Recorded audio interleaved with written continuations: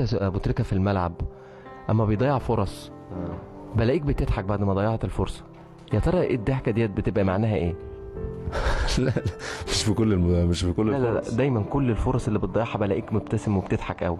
يا ترى بتبقى فرحان ليه؟ لا ما بقاش فرحان، لا طبعا، مين اللي قال لك لما ببقى ما هو فرحان؟ لو انت معقوله لما بتضحك وانت زعلان؟ لا يا بيبقى شعور طبيعي، مش شعور مصطنع، والله انت عارف. فممكن يعني ماتش الكاس الاخير انا ضيعت اربع خمس فرص ما يضيعوش، انما ولا واحده فيهم ضحكت. لا كنت زعلان طبعا. احيانا بيبقى في شعور لا طبيعي، مش شعور مصطنع. انت عارف ان انت بتستفزنا اول ما بتضحك؟ خلاص مش هضحك تاني. اكنك بتبقى قاصد ان انت تضيع الفرص وبتضيع مجهود زمايلك اللي بيوصلوك لحد الجول. بنتمرن ثلاث اربع مرات في اليوم وقاعدين وسايبين ولادنا وعيالنا وبعد كده نضيع فرص.